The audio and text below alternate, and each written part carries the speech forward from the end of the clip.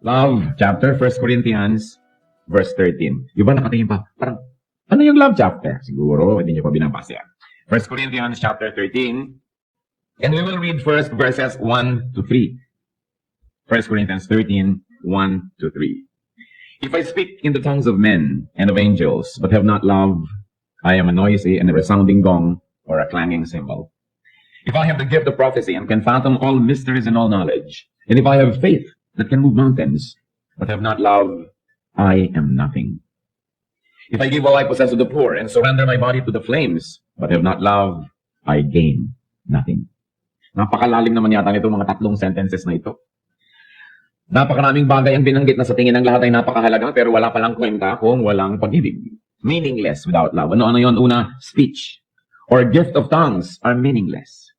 Kahit halimbawa yung conscious speech o yung tinatawag nilang gift of tongue or whatever it is, basta yung galing, husay magsalita, magbitaw ng salita, sabi kung walang pag-ibig, baliwala. Without love, words just exalt the speaker. Without love, words can just hurt the listener. Kaya kung minsan meron tayong sinasabing masakit sa isang tao, dapat masaktan siya, magalit siya, at nasaktan na nga. Pero hindi pa rin nagagalit at nagpasalamat pa kasi alam, sinabi natin, out of love. Pero pag meron tayong mga sinasabi na walang motivation ang love, hindi tempered by love, they just hurt people. O tayo lamang yung natataas. Nagmumukha lang tayo magaling, pero actually wala namang magaling na na-accomplish ang ating pagsasalita. Without love, words may be wise, but empty. Kaya yung mga magagaling manurot ng mga kasalanan ng iba, magturo ng mga pagkakamali nila, kahit nga totoo yung sinasabi nila, walang power yung sinasabi, walang success, nire-reject, nagagalit pa yung pinagsasabihan, because it is not being said out of love. Kaya titiyakin po natin na pag nagsasalita tayo sa tao, lalo pang pinupuna natin ang kanyang mali, lalo pang meron tayong gustong open and close quotation, itama sa kanyang buhay. Lalo pang gusto natin magbigay ng ating mga puna, tiyakin natin na meron tayong pag-ibig doon sa tao. Na sinasabi natin yon dahil gusto natin siyang mapabuti. Hindi lang para siya pahiyain. Hindi lang para ipakitang tayo yung tama at siya yung mali. Para lang hindi ipakitang mataas tayo at siya yung mababa. Na pagka tayo may pinagalitan man o sinabihan man ng kahit anong bagay, ang dahilan pag-ibig. Kaya if we don't have love, we don't have right to criticize. Yun ang pinagkaiba ng criticism at rebuke. Yung rebuke nagmumula sa concern and love. Gano'ng karaming tao pinagsasabihan natin dahil actually gusto natin siyang ibaba o gusto natin siyang mapagalitan o gusto lang natin maipakita ang ating offense, ang ating tayo yung na-offense sa kanilang ginawa. Pero hindi naman talaga totoo sa puso natin. Gusto kasi natin siyang matuto para siya mag-improve. Kita yun ng Diyos. It is the love behind the word that empowers it. Kaya kadalasan pag sinabihan tayo ng ating girlfriend o boyfriend o kaya wife o husband o nanay o tatay, ang lakas ng influence. Kasi alam natin na mahal tayo ng tao na yun na hindi siya magsasabi ng isang bagay na hindi naman minomotivate o pinalalakas ng kanyang pagmamahal sa atin. Kaya nga yung mga mahal natin at nagmamahal sa atin, ang laki ng influence Because we know that they're speaking out of love. Speak of love and speak out of love. Speech without love is a failure. So isa po yan na failure na kailangan nating ma-recognize ngayon. Kasi pinag-uusapan natin, success, failure, and love. Anong kinalaman ng love sa dalawa? Another failure. Diyan sa binasa po natin, 1 Corinthians 13, 1 to 3. Prophecy is meaningless. Prophecy may be defined as teaching o galing na magturo. Or, katulad nung inire-reveal mo yung mga kalooban ng Diyos para sa iba, katulad nung sinasabi natin, ay, prophecy yata yan. But actually, the gift of prophecy is really concerned about expounding on the word of God, on the truth, and teaching it to people. Yung galing mo na magsalita to apportion an idea and distribute it to people. What is teaching for without love? Kung wala kang pag-ibig, turo ka ng turo, ang galing-galing mo magturo, anong mangyayari? Tingnan niyo po yung mga nagturo ng maraming mga isms. Yung ang gagaling mag-orate tungkol halimbawa sa mga naging communism or socialism sa Russia, sa Cambodia, kung saan-saan. Ano nangyari? Noong mga tao yung naniwala sa kanilang mga magagandang salita, sa kanilang magagandang pagtuturo, ang dami nagdusa, nakamatay-matay ang mga tao. Kasi yun namang galing hindi motivated by love, but probably even by hatred, baligtad pa. Nagsasalita, nagtuturo at magaling, pero dahil gustong manira, hindi dahil bumuo. It is only to be self-serving, prophecy without love. Prophecy without love will only be self-righteous. Ang galing mo magturo, hindi ka naman nagmamahal sa iyong tinuturuan, edi itataas mo lang yung sarili at ibababa sila at ipapakita mo kung gaano kakagaling at kung gaano sila kakulang. That's why prophecy is meaningless. Knowledge is meaningless. Marami kong notebook noong araw na nakikita sa kalabas, knowledge is power. Ngayon yata yung mga notebook, puro mukha ng mga artista ang nakalagay, ewan ko. Pero dati yan yung mga kasabihan at kung ano-ano. Yung isa, knowledge is power.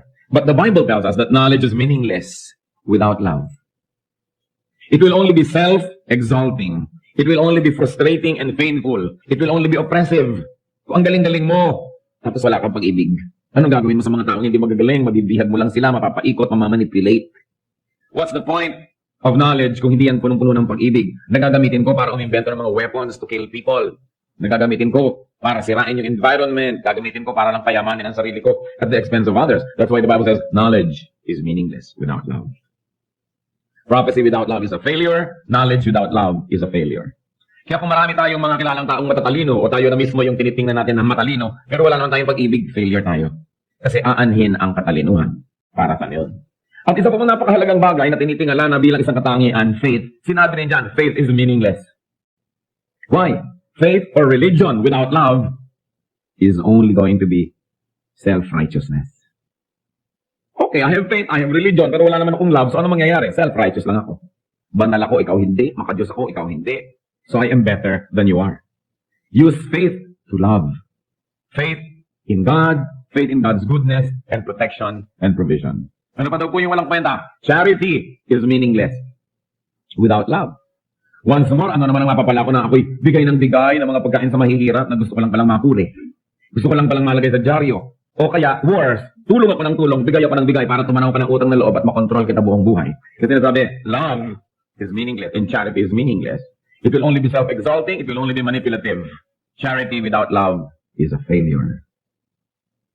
So by now, nare-review na dapat natin kung kumusta ba yung ating speech, yung ating prophecy, yung ating knowledge, yung ating faith, yung ating charity. Then what else is meaningless according to verses 1 to 3 of 1 Corinthians 13? Sacrifice without love is meaningless. Sabi niya, if I surrender my body to the flames, kahit sunugin ko pa ang aking sarili, magtiis, magsakripisyo, pero kung wala akong pag-ibig, baliwala rin yun. It will only be self-serving. So sacrifice for love, sacrifice to love. What then is love? Dahil without love, these are all meaningless things. Then we've got to go back and we've got to revisit the definition of the Bible, no? Not of the cards that you buy in the bookstores. What is the definition of love? Then we go on to read. 1 Corinthians 13, 4 to 7. Love is patient. Love is kind. It does not envy. It does not boast. It is not proud. It is not rude. It is not self-seeking. It is not easily angered. It keeps no record of wrongs. Love does not delight in evil, but rejoices with the truth. It always protects, always trusts, always hopes, always perseveres. So ngayon natin sukatin kung ano nga ba, meron nga ba tayong pag-ibig? O mga mag-asawa o may asawa, sukatin ngayon, mahal niyo ba talaga yung asawa niyo? Yung mga may anak, yung mga magulang, mahal niyo ba talaga ang anak niyo? Mga anak, mahal niyo ba talaga inyong mga magulang o mga kapatid? Mahal ba natin talaga yung ating mga kaibigan o nobyo o nobya o mga kasama sa trabaho o sa church, wherever? Kailangan sukatin natin yan. Sabi unang-una, love is patient. Love is not in a hurry. Kaya yung mga may mga magnobyo na may mga sexual desires sa isa't isa na hindi makapag-intay, hindi yan love. That is lust. Yung pinipilit ka na ngayon ha, kasi Valentine's Day. Sige na. Ngayon na, hindi makapag-hintay mo. No, you are deceiving me. That is not love. Because love is patient. Naghihintay ng tamang oras, ng tamang lugar para sa lahat ng bagay. Love is patient. Ibig sabihin din, hindi siya impulsive. Hindi yung bugso ng damdamin ang nasusunod, kundi yung talino ng pag-isip. Nang mga ginagawa niya, hindi idinidikta ng emosyon. Hindi nagmamadali. Na pag may ginawang mabuti ngayon, hindi naghihintay na bukas may bunga na yan. Na, pambihira naman to, inabutan ko ng kape kahapon, ngayon hindi malang kamuti ng likod ko. Nag-aantay agad ng bunga, nag-aantay agad ng tubo. Love is patient. Maaring nagtatanim ng kabutihan pero hindi bukas-bukas bubungkalin na kung tumutubo o hindi. O meron bang napala, may ganansya o wala. Love waits for growth. Love waits for fruit. Patiently.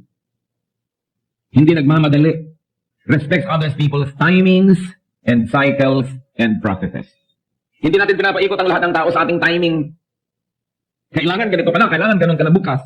Merong mga babae, kung mag-demand sa mga asawa, kailangan after 2 years, sa Dasmariñas Village na tayo nakatira. Kailangan ganito, kailangan ganun, kailangan ganito. Love is patient. Baka naman ang mahal nyo inyong sarili. Mabuti pa, pinakasalan nyo na lang ang sarili nyo para magtagumpay ang inyong marriage. Respect others people. Patience is success. Patience succeeds. The patient person in the end will be the successful one. Yung impatient, yan ang talo. Yan ang bigla-biglang nagdadabog, bigla-biglang naiinis, bigla-biglang sumasabog, bigla-biglang nagsasalita ng hindi tama. Yan ang mga taong laging magsisisi. Well, buong buhay walang ginagawa kundi mag-repair ng mga damage sa ginagawa ng kanilang pagmamadali. Even God is patient with us. Tinuturuan tayo ng tama, bibigyan tayo ng lahat ng blessing. Pag nagkakamali tayo, pinapatawad. Napapalo ka ko minsan, dapat lang. Pero, nag-iintay ang Panginoon. What else is the definition of love? Patient ba kayo doon sa sinasabi niyong I love you? One measure. Second, love is kind. Love is kind. So, ano yun? Love is kind thoughts. Thoughts. Ano ba iniisip ko tungkol dito? Sa isip pa lang, mabuti na ako sa kanya. Kasi alam niyo kung bakit dapat tayo mabuti sa isip? Kasi kung ano yung iniisip, mamaya ginagawa na natin. Ang katawan natin ay alipin lang ng ating isip. Ang ginagawa ng ating katawan ay dahil lang iniisip ng ating isip. Kaya doon ang battleground. Kaya sabi sa Romans 12, be transformed by the renewing of your mind. At kung nahihirapan tayo intindihin yon sa Tagalog, ang ganda-ganda, maghunos dili. Magbagong loob. Doon sa loob dapat nangyayari. So love is kind thoughts. What thoughts do you think of your loved ones? Anong iniisip nyo? Yung mga magnobyo, pagka ikakasal, yung isa pag tayo, tatapakan yung isa para madominate ko sa buong buhay. Una kong ilalabas yung pa ako sa simbahan para ako ang manalo. Thoughts pa lang, evil na eh. Anong sa palagay nyo mangyayari sa inyong marriage? Sa umpisa pa lang, iniisip mo na agad manalo ka, matalo siya. Love is kind thoughts. Love is kind words. What kind of words do you use to people that you profess to love? And words not when you are in a good mood, but when in bad. Siyempre, kung good mood ka, ang ganda yung words na lalabas eh. Pero paano kung galit ka na? Ipapaalala mo na hinango lang kita sa putik. Naging tao ka lang sa akin. Tinulungan lang kita. Marami mag-asawa, ganyan mag-usap. Loving, sweetheart, darling. Mamaya-maya nagsusumbatan. But love is kind words. What kind of words? Marami mag-asawa, ang galing-galing magpintasan, to cut each other up and to wound each other's hearts. Kaya nag-iwalay eh. Kind thoughts, kind words. Love is gentleness. Na yung soft part ng yung mahal sa buhay, kay asawa, kay nanay, kay anak, hindi mo yun sinasaling. Parang alam mo na, may sugat yung tao, bagong opera, doon mo pakakalabitin, doon mo pasusundutin ng daliri mo, marumi. Di ba ba? Nasadista ka noon. Pero may mga tao, pag alam nila yung weakness mo, pag galit sila sa'yo, yun ang kanilang i-attack, yung weakness mo. Evil yun, hindi yun lang. Halimbawa, ayaw na ayaw mong nababanggit ang tungkol sa whatever, any weakness, yun ang ilalabas niya pag naglalabanan na kayo. That is not gentleness. So love is gentleness. Love is kind attention. Attention. What kind of attention? It's kind attention that we give to each other. And you know what? Kindness, like patience, succeeds. Ang pinaka-effective deeds are deeds of kindness. Kayo, anong naaalala niyo yung pinaka-magagandang memories about people? Hindi ba yung deeds of kindness nila sa inyo? Yung kanilang pagpaparaya, pagbibigay, pagtitiis? Hindi ba yun? At kung gano'n ang naaalala natin tungkol sa isang tao, hindi ba wala tayong gagawin kundi mabuti para sa kanya? Hindi ba susuklian natin ang kabutihan? Kaya ang taong mapagbigay, yung taong mabuti, yan ang talaga nagtatagumpay. Sa biglang tingin, mukha siyang talo, mukha siyang kawawa. But in the end, siya talaga yung nagtatagumpay. If you are kind, if you are patient, it looks like you lost the battle. But obviously, in the end, you will win the war. What else? Love does not envy. Love celebrates other people's triumphs and victories, possessions and all. Pero hindi, there's a lot of envy, even among couples. Pagka lumalaki na yung kita ng isa kung pareho nagtatrabaho, nagkakaingitan na. Pagka yung magkakapatid, nagkakaingitan. Sa halip na matuwa ako dahil yung ate ko, valedictorian, at ako may bulok-tutorian, galit ako. Hindi ako ate ng graduation. Hahanap ako ng mga weaknesses niya at ibabalandra ako sa buong bayan, lahat-lahat. That's envy. Many people who are supposed to love actually envy. Samantalang dapat kang matuwa, yung kamag-anak mo, naging mayor, yung pinsan mo, naging beauty queen, or whatever, may tagumpay itong kapitbahay mo, yumaman yung kapitbahay mo, di mabuti. Kung hindi ka man lang niya mabigyan, at least hindi ka na niya hihingan. Hindi mabuti. Pero, the evil nature of people, actually nalulungkot pag may nagtatagumpay. But love does not envy. Tingnan ninyo ang reviewin ng relationship with the people that you are supposed to love. Baka nagkakainggitan, nagko-competition. Yung mga professional competition ng mga magkakapatid, magpipinsan, mga mag-asawa. It's out of place. Love does not envy. Ano ba po? Ang sabi dyan, love does not boast. Ano po ba yung pagyayabang? Boasting may consist of obvious self-exaltation. Pagtataas sa sarili o pagbababa sa iba. Pare-parehong boasting yun. Yung bakit? Kung akong gagawa niyan, ganitong gagawin ko. Ibig sabihin, mas magaling ako sa'yo. Mali ka, tama ako. Kami nga sa amin, ganito kami. Iimbigitin ka pa. Namimiserablehan ka na nga sa buhay mo, ipapakita pa niya kung gaano kaganda yung buhay niya. So, actually boasting yun. Ang goal ng mga nagyayabang, pababain ka at pataasin ang kanilang sarili. At alam niyo kung bakit? Kasi sa kalooban ng puso niya, mababa ang pagtingin niya sa kanyang sarili. Ang mayayabang, ang totoo nun, napakababa ng pagtingin sa sarili. Kaya laging gumagawa ng isang bagay, nagsasalita ng isang salita na para itaas ang sarili at ibaba ang iba dahil sa loob nila, sila ay mababa. Kasi kung sa kaloob-looban mo, alam mo na naman taas ka eh. Hindi dahil sa yabang, kundi alam mo naman yung facts. Na talagang mahusay ka naman o maganda ka naman talaga. Hindi mo naman kailangan laging sabihin kasi obvious yun eh. Kaya yung mga mayayabang, insecure lang yan. Empty can strikes loud. Di po ba? Pag may latang maingay, walang laman. Kasi yung latang puno, tahimik. Kaya ibangga nyo, kaya ihulog nyo, tahimik. Puno eh. Yung walang laman, ang ingay. So madaling malaman, walang laman naman ito. Ano ba yan? Maipanalangin nga siya. Ang ingay naman ito. Yung lagi nilang look at me, ako'y bida, ako'y ganito. Kung hindi pa sa akin, yung ganon, yung mga insecure mga tao. But love does not boast. If we really love, we do not boast. You love the poor, tapos i-display mo pa lahat ng yaman mo, para lang sa mga miserablehan. You love people, pagkatapos iinggitin mo pa. Boasting may consist of threatening others with one's absence. Boasting yon.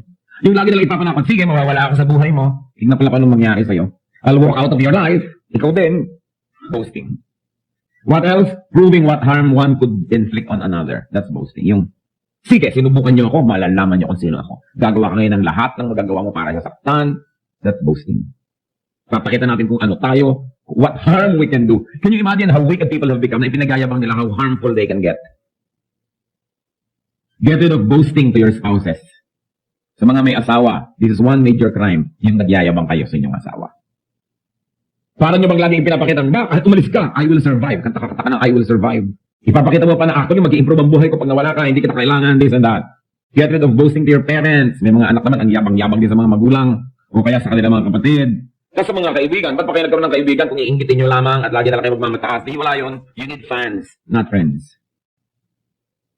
Boasting fails to exalt a person. Kasi ano ba yung goal? Itaas ang sarili, ang totoo, yun ang mamayayabang, hindi naman talaga tumataas. Yung mga tao pagtalikod doon, ano ba yun? Hangin naman. Diba? Ang lakas ang hangin. Hindi niya talaga naitaas ang kanyang sarili, lalo lang siyang bumaba. Nabibigo ang kanyang ginagawa. Love is not proud. Pride can take the assume of needless self-sufficiency. Ipapakita mo sa tao na hindi mo siya kailangan. Pride yun. We need each other. We need each other. Pride can take and assume the shape of not admitting one's errors or shortcomings. Nagkamali na, ayaw pang aminin ng nagkamali. O inaamin na sa loob, ayaw pa mag-sorry. Pride yun eh. Alam niyo po, there are very, very few miraculous or magical words in the vocabulary of human beings. At kung gusto niyo maging miracle worker o magician, dapat madali nating nailalabas itong mga magical words. Isang doon, I'm sorry. Grabe ang nagagawang miracle ng word na yan. Nakasakit ka, nagkamali ka, pero here you are and really meaning it, saying, I'm sorry. Meron pa yung, excuse me. Napakahalaga ng word na yun. Excuse me, I'm sorry, at thank you. Siguro kung may i-recommend ako sa inyong tatlong masasabi lang buong buhay, yung talagang halimbawa pipi ka sa ibang salita. Yun lang ang pwede mong masabi. I'm sorry, excuse me, thank you. Buhay ka na. Totoong tao ka na. Kasi ang hirap sabihin yun kung mapagbalaki kayo, I'm sorry. Tatay nagsasorry sa anak, unheard of in this country. So sorry na nga, pero sige na, understood na yun. Pero totoo kang macho, dapat matapang ka na magsabing, I'm sorry. Kasi mga duwag, hindi nila kayang sabihin yun eh. Akala nila bumababa yung pagkatao nila o pagkalalaki pag I'm sorry. Pero yung sugat na nagawa ng ating mga pagkakamali, parang magic na gumagaling pag nagsasorry tayo. And we really mean it. Yung excuse me, yung bubusina ka naman, ang dami-dami mong madadaanan eh. Nasakasara silang lahat. Tsaka, thank you. Thank you. Ginagawa tayo ng mabuti. Salamat. Thank you. It's important. Because love is not proud. Love is admitting errors. Pride is not admitting errors and shortcomings. Pride is hypersensitivity. Alam niyo po yung mga sobrang manipis, sobrang maramdamin, sobrang matampuhin. Actually, proud yun. Yung pagtatampo, pride yan eh. Bakit? Dapat importante ang treatment mo sa akin, hindi mo ko binigyan ng important treatment, kaya ako nagtatampo. Dapat sana binati mo ko agad, binati mo yung iba agad. Pangatlo pa lang ako. Nagtatampo. Dapat sana mas malaki yung parte ko. Dapat akin yung pisngi ng mangga, tapos butong binigay sa akin. Magtatampo. Di ba? Yung mga tampurista, ang totoo, yan ay mga very proud people. They think that the world owes them courtesy and kindness and goodness all the time. And when the world fails, nagtatampo sila. Kaya napakalaking kasalanan yan eh.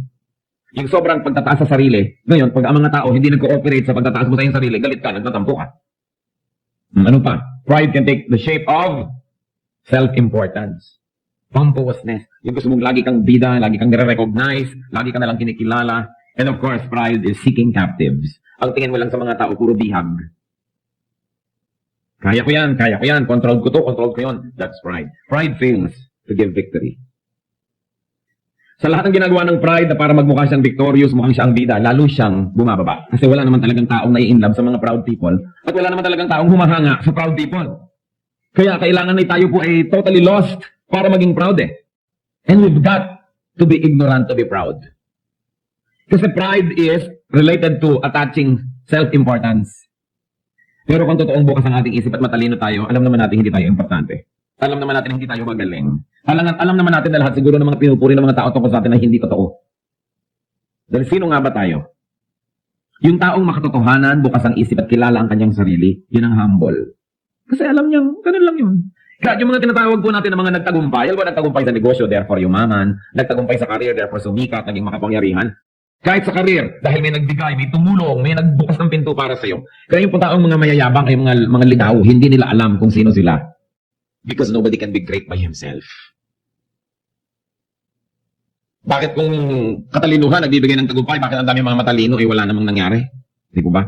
At marami namang mga taong hindi matalino, wow, bakit ang yaman niya? Bakit? Kasi may mga tumulong, may mga nangyari.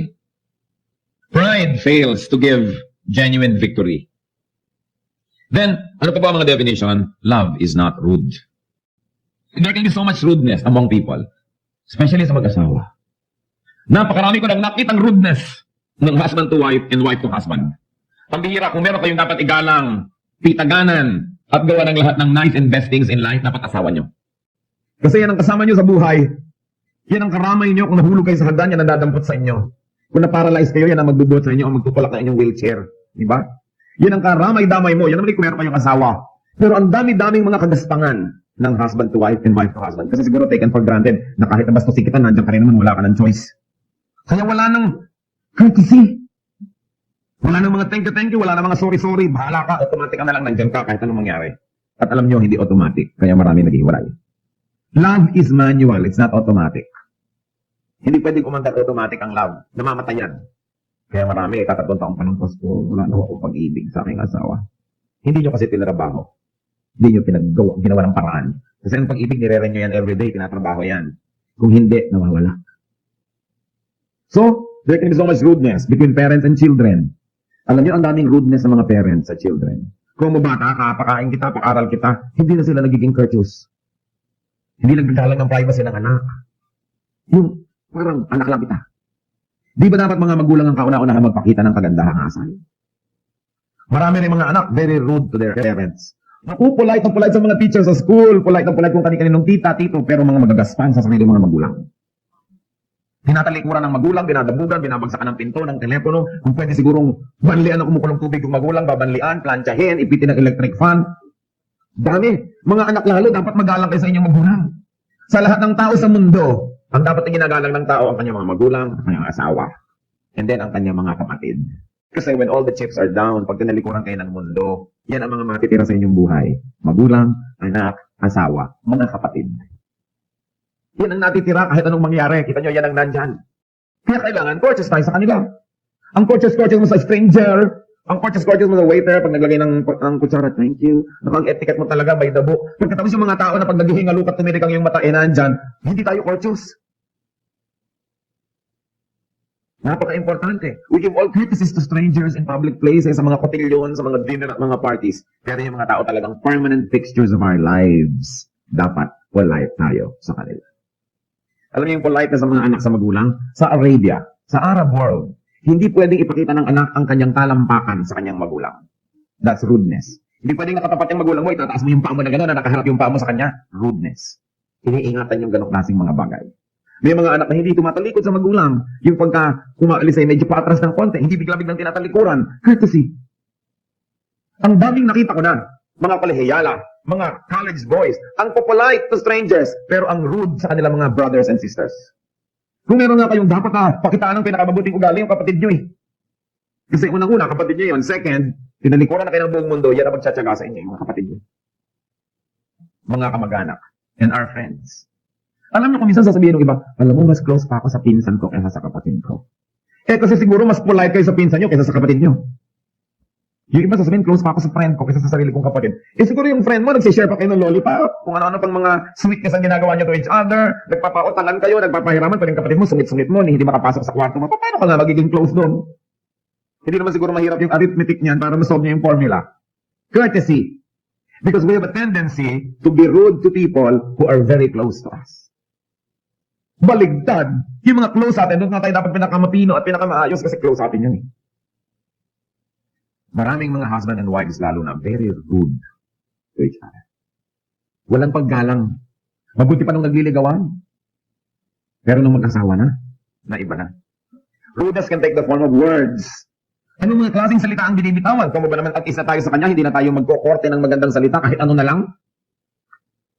Rudeness can take the form of gestures. Gestures. Marami ko nakikita mag-asawa, medyo nagyayabang-yabang siguro ng konti yung lalaki, yung babae, naku, ang kilay nandun sa kisame. Ganyan. Sa harap ng mga tao. Hinihiya yung sariling asawa. At ine-expect nyo na magiging relasyon nyo kung ganun kayo.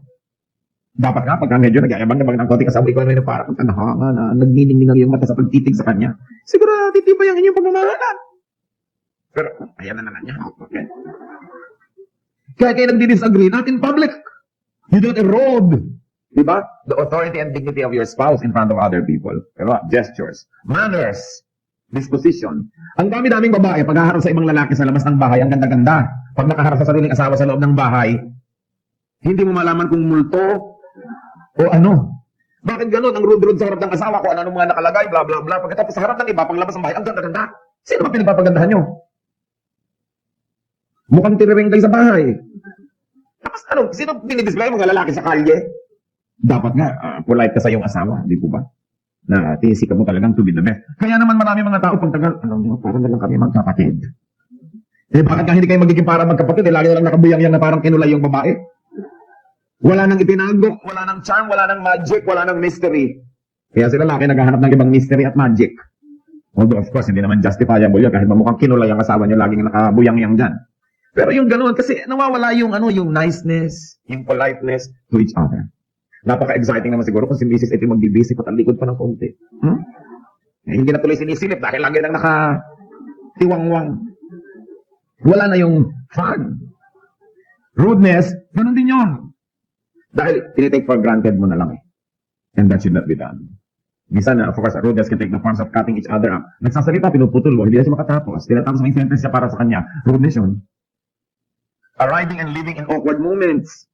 Katulad ng kahit alam mo may mga program, huwag naman kayong tatayo sa gitna ng anything. May kumakanta, may tumutulak, may nagsasalita. Huwag sa gitna. Pag nagtatransition, may bababang speaker, may aakyat na iba. Doon kayo tatayo o uupo o hindi. Nasa kalagitnaan ng isang bagay, may tatayo, may aalis o may darating. That's rudeness. Itinatiming natin lahat yung mga ganun. Rudeness fails. It always fails to bring goodwill and to bring victory. What else is love? Love is not self-seeking. Yung totoong love, you before me, not me before you. Dinidefine ko natin according to the Bible, ina-expound ko lang yung sinabi ng Biblia. Hindi ko ini-invento ang mga definition na ito. Love is not self-seeking, hindi ako muna, saka ka na. Dapat ikaw muna, bago ako. Love is not obsessed with investing for profit. Yung mga iba hindi mo malaman kung love o investment. Gagawa ng mabuti dahil inaasahan bukas, gaganti ka, gagawa ka rin ng mabuti. Ang tunay na pag-ibig, gumagawa ka ng mabuti dahil kayo mabuti, kahit pa nga ano yung gawin ng tao, pabalik sa'yo, gumagawa ka pa rin ng mabuti. Kasi kung ang ina-expect mo lang lagi ay profit, negosyo yan. Hindi yan love. Love is not self-centered but other-centered. Being self-seeking fails to give value to self. Ang tunay na halaga natin ay hindi yung halagang pinipilit nating ilagay sa ating sarili at pinipilit natin ang ibang tao sa paligid na ibigay sa atin. Ang tunay na halaga natin yung kusang ibinibigay na pagpapahalaga sa atin ng iba. Yung kusa. Hindi napilitan dahil natakot so nag-bow na good morning sa'yo. Dahil natatakot lang pala sa'yo kaya ka ginu-good morningan. Pero kung hindi na, hindi ka na niya papansinin, edi wala talaga tayong halaga. Ang ating antayin yung pagpapahalaga ng iba. Hindi yung pagpilit natin sa kanila na magpakita ng mga ceremonial na pagpapahalaga sa atin. Love is not self-seeking. And then, of course, love is not easily angered. Still, we're talking about 1 Corinthians 13. Pang-walo na nga na definition natin ito kung nagbibilang kayo. Love is not easily angered. Hindi madaling magalit. It is considerate and broad-minded. Kaya siya hindi madaling magalit. Hindi lang dahil magaling siyang magtimpi. Although that is good. Na, galit na ako, pero nagtitimpi ako. So hindi ako nagmumukhang galit, pero ang totoo ay galit ako. Hindi po ba? Pero yung talagang love that is not easily angered, hindi nagmumukhang galit. Dahil sa loob, hindi talaga galit. Iba naman yung mukhang galit at iba naman yung talagang galit. Hindi po ba? Iba naman yung hindi naman siya mukhang galit, pero galit siya. Pero ang pinakamabuti yung hindi ka mukhang galit dahil hindi ko naman talaga galit. At nangyayari yon pag broad-minded tayo. Yung pag hindi ka binate, yung people that are easily angered, inis na ako. Inis mo na ako, ininsulto ako. Pero yung broad-minded, siguro hindi ako nakita. O siguro nagmamadali, baka pupunta sa banyo. Kaya hindi na ako napansin. O siguro baka may ulcer. Yung kung ano-ano, broad-minded ka. Hindi yung bibintangan mo agad yung tao na sinadya ka niyang saktan. Na ang pinakamatayog ng layo ni yura ka lang yung dangal. May ganun, kaya ka madaling magalit kasi marumi yung isip. Galit ka agad, dahil iniisip mo, sinasadya ako nito. Yung natapakan mo, bakit mo ako tinapakan? Natapakan ko kayo, hindi ko kayo tinapakan. Di ba? Iba yun eh. At yun ang once mo, kita nyo ang ganda-ganda ng wikang Tagalog. Kasi walang equivalent sa ibang wika yung natapakan at tinapakan. Iba yung napatay at pinatay. Sa English, you killed her. She killed her, di ba? Sa Tagalog, napatay niya siya. Pinatay niya siya. Magkaiba. Kaya magkaiba yun. Meron naman, akala natin lagi tayong sinasadya. Kaya galit eh. Sasabihin, bakit mo kinalimutan dalhin yung kailangan ko? Nakalimutan. Hindi kinalimutan. Pero nakalimutan, hindi ka naman dapat magalit. Nakalimutan eh. Di po ba? Natapakan ka.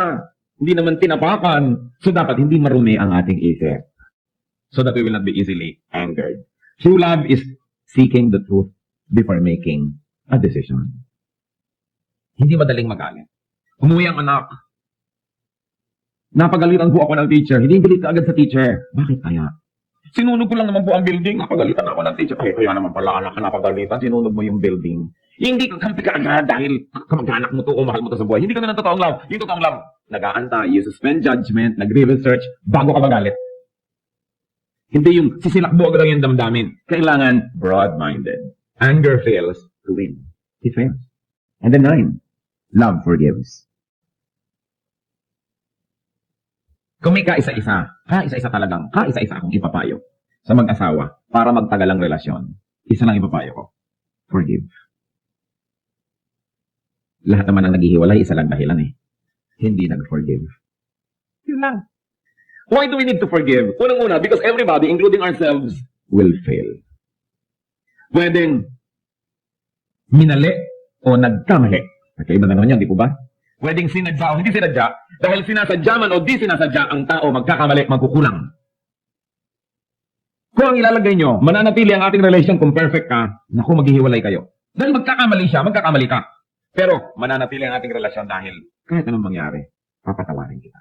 Mananatili talaga kayo. Forgiveness.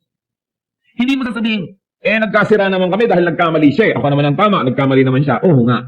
Pero yung hindi mo pagpapatawad, hindi mali ka na rin. Pareho na kayong mali, nauna lang siya. Pero ikaw yung mas bago. You are more recent. Di ba? Nauna lang siya, pero ikaw yung mas sariwa ang pagkakamali. Kaya kailangan pareho kayong magkamali para kayo maghiwalay eh. Gumawa siya ng maling-mali, ikaw naman, hindi ka nang patawad, pareho lang kayong mali. Hindi naman yan excuse para sa mga gumagawa ng mali na blackmailin nyo lagi mga asawa nyo, oy, magpatawad ka. Di ba? Dahil kayo rin tinuturuan, you must be kind, courteous, lahat-lahat, itinuturo rin yun. Pero when all else fails, when nothing works anymore, there's only one thing that will be left working and effective, forgiveness. So, love forgives. Sabi, it keeps no record of wrongs. Ang ganda nga nung talinghaga. Dahil marami mga tao, they keep record of wrongs. Pagka, halimbawa, nagkamali yung asawa, ganyan-ganyan ang ginawa mo noong June 2, 1962, July 4, 1977, at December 31, 1980, ha? Ba, alam lahat. Huwag kayong mag-iingat at mag-iipon ng mga ganong bagay. Kasi bakit iniingatan? Iniipon kasi naghahanda kayo ng gera. Pag nag-iipon kayo at nagtatanim, ibig sabihin may pinaghahandaan kayong confrontation para mailabas yung lahat. At pag naghahanda kayo for confrontation, you will get it.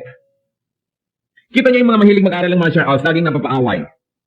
Paano? Gusto na lang magamit yung mga nalaman nila, kaya talagang sa little excuse makikipag-away. Kita niyo may barel, nakakapamarel. Makakapamaril ba kayo kung wala kayong baril? Kaya kung ayaw nyo mapasubang mamaril, huwag kayo maglagay ng baril. Ganon din yun, yung nag-iingat ng mga at nag-iipon ng mga kamalian ng kapwa. Darating ang araw, isusumbat nyo lahat yun. Kasi, kaya nyo iniipon para maisumbat. And there's one thing I like to remind you. Pag isinumbat nyo ang pagkakamali ng isang tao, lalo ang kabutihan ginawa nyo sa kanya, bayad na. Naisumbat nyo na, bayad na. Tapos magpinakain kita nun, tinulungan kita nun, bayad na. Isinumbat nyo na eh. Kaya wala na siyang utang na loob. Pag isinumbat na, wala na tayong utang na loob. Bayad na. Kaya kung gusto nyo manatili na may estimang tao, huwag yung sinusumbat-sumbat ang ginagawa nyo mabuti. Kasi nabubura. Sa halip pa nga kung minsan na affection ang naramdaman ng ginawa natin ng mabuti, inis pa eh. So, failure ka. Kasi nanunumbat ka eh. Pinag-uusapan po natin yung success, yung failure at yung love. Kung ano ang kinalaman ng mga bagay na yon. Anything done not out of love will fail. Kahit mabuti yung gawa. Tapos isusumbat mo, wala na. Bayad na, tapos na. Sayang.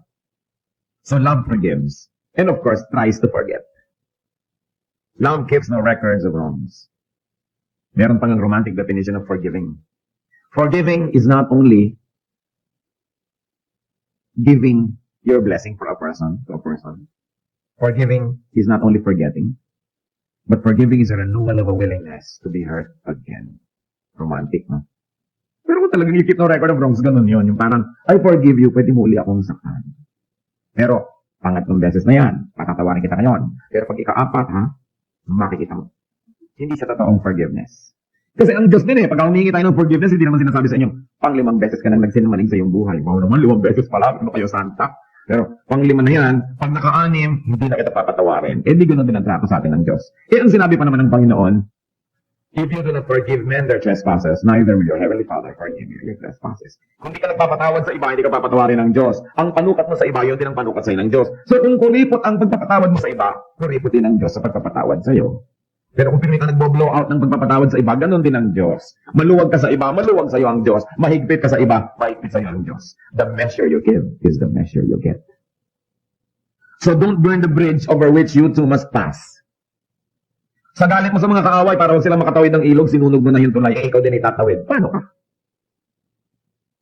Don't destroy forgiveness in terms of other people's errors because you will also destroy it for yourself. Kaya mahalaga. Love forgives. Number 10, love does not delight in evil. Love does not delight in wrong done with loved ones and does not delight in wrongs done by loved ones. Ang love objective, hindi siya nagpapabaya na yung object of love niya, dahil lang mahal niya, gumagawa ng mali, tinotolerate niya. Napakasama ng rapist na yan, evil siya, blah blah blah. Biglang sabi, kapatid mo yun, baka naman, nagkamali lang. Dahil kapatid mo eh. Alam niya naman tayo mga Pilipino. Pagka may ginawa ang tao, hindi ko ano yung ginawa, kundi sino ang gumawa. Pagka kamag-anak ko, nakukuha lang yan, siguro baka nagbilib lang ang isip. Maliwanag na ngayon. No? Pero pag iba, masama siya ay halimaw. Pagka kamag-anak natin, mal-adjusted lang kasi. Alam niyo na, pag anak ng iba, bobo. Pagka anak natin, slow learner. Ano kayang pinagkaiba nun, di ba? Pagbalat ng iba, galis. Pagbalat ng anak ko, allergy. Ba? Grabe naman. Ganun ang mga tao. Napaka-biased. Pag anak ng iba, baluga. Negra. Pag anak ko, exotic. Bias kasi tayo. Kailangan iniisip natin, ano ba talaga ang takbo ng utak ko? Bakit ganun? Napaka-bias natin. Pero sabi, love does not delight in evil. Wrong is wrong. Kahit sino ang gumawa. Yun ang tunay na love. At alam niyo pa kung anong definition ng tunay na love? You don't do something wrong together.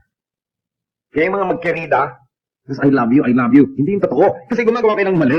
Sinisira niyo ang kaluluwa ng isa't isa. Ano yung love doon?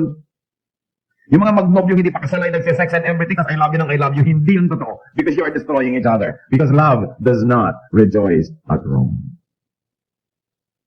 Kaya yung mga lalaking pinipilit yung babae, halika na, sumama ka na sa akin. Dahil mahal na mahal kita. Mahal mo pala, o di gawin natin ang tama. Yung mga nobyang pilit ang pilit sa mga lalaki, sige na, halika na. Sasabihin mo dapat lalaki, ikalam mo ang aking puri. Kung talagang mahal mo ako. Dahil yung talagang pagmamahal does not rejoice at wrong. So nakita niyo na paano natin tinatrato yung mga mahal natin sa buhay pagka silang gumagawa ng mali, cute. Pagka iba, wrong. Dapat malinaw yung ating standard. Love places truth and righteousness above emotion, above affection. Ang mga magulang, number 1 guilty dyan. Pag anak na nilang gumagawa ng mali, ano ko talaga nagniningningan mata nila sa paghanga. Smart talaga ang anak ko. Sinasaksak na pala yung katulong, talagang anak ko marunong ng self-defense. Pagka anak ng may anak ang malakas kumain, patay gutom.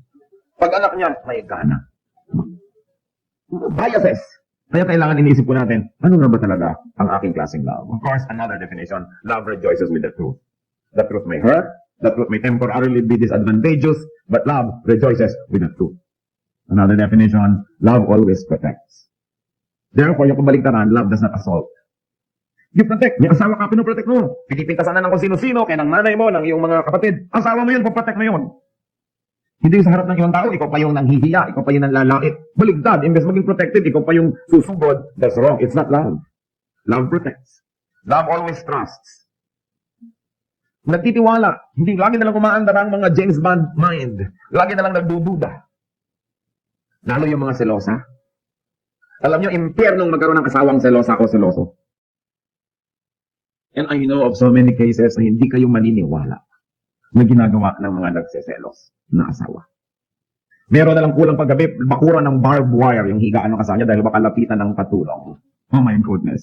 Di ba? Sa bagay, meron ka siguro lumalapit din. Pero oras na walang kayo ng trust. And every day, lagi kayo nagsususpecha. Alam nyo, magiging kayong halimaw.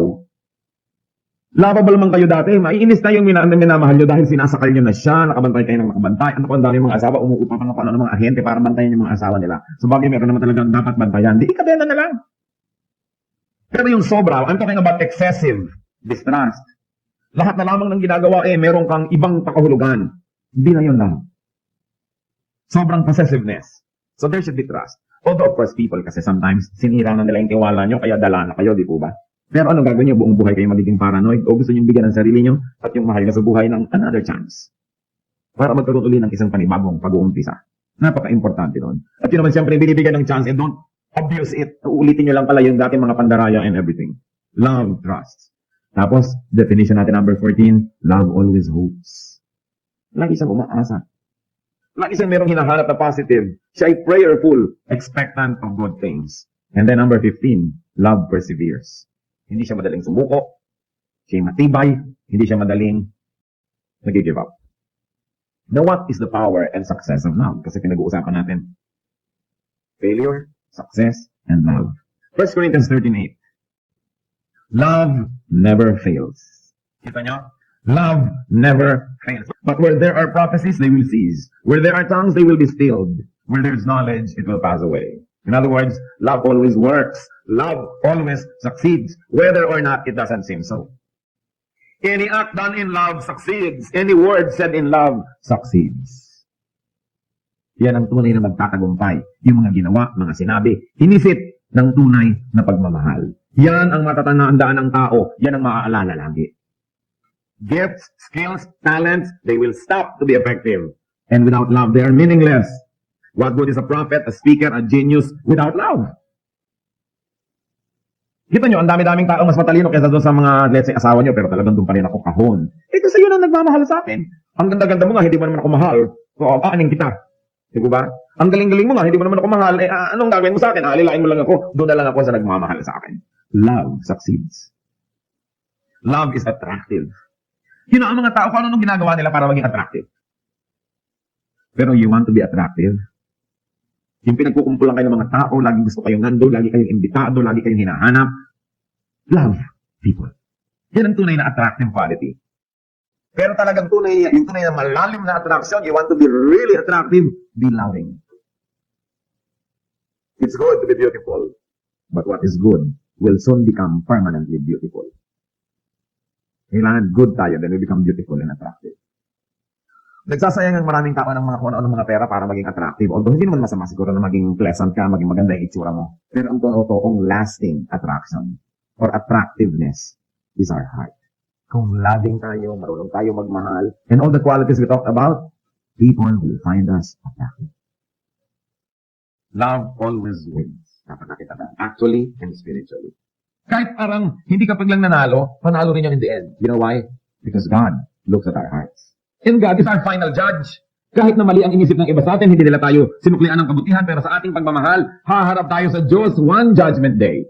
And it is God who knows our hearts. And eventually, in the court of God, Even if in the court of men, love did not seem to win, or it doesn't always seem to win, in the court of God, it is the winner. Yung taong tunay na nagmamahal, hindi yun natatalo, hindi yun dehado. Love opens doors. Di po ba? Love breaks walls. Love builds bridges. Love inspires, nurtures, and brings out the best in others. Love beautifies. Kaya kung minsan, in love ka siguro, no? Ang ganda-ganda mo. Love beautifies. Love edifies, and love gives life and zest. Ibibigay ng gana. So talagang love is powerful. Yung iba, gusto nila maging military general, maging president ng kumpanya, gusto nila maging ganito, maging ganun, para maging powerful. But he who loves is the one who is truly powerful. Kasi pag mahal natin yung tao, di ba, ibibigay mo yung dugo mo, ibibigay mo yung abdo mo, ibibigay mo yung lahat, dahil mahal mo siya. So sino ang talagang tunay na may kapangyarihan? Yung nagmamahal. Yung mga fake na kapangyarihan, as in military power, power ng muscle or strength, pag nanghina ka na, hindi ka napapansin ng tao. Pero yung nagmamahal at minamahal mo, habang humihina, mas pinapansin mo. Di ba? Habang nawawalan siya ng kapangyarihan, as natin ko ngayon naka-assist, yun ang tunay na panalo. Love is powerful. Love never fails. He who loves succeeds. Kaya po tayo pupunta na sa final sagot ng ating bugto. Paano ba nagiging successful ang isang tao? Be loving. The person who loves succeeds. Because love, according to the unchangeable word of God, the wise word of God, sabi, love never fails. Kahit naiintindihan natin yan ng buo o only partially, paniwalaan din sa salita ng Diyos. Love never fails. Christians are loved by God, therefore Christians are to be people of love. Yan ang dapat matandaan sa atin. Hindi yung, wow, ang galing naman ng doctrine yan. Kasi hindi naman loving. Anong gagawin mo? Magiging ka lamang self-righteous. Although okay naman na maganda yung doctrine, but without love, it's nothing. Kung may matatandaan po ang tao sa atin, pinakamaganda, tayo marunong magmahal. Hindi lang matalino yan, maganda yan, galing yan. Dapat marunong tayo magmahal.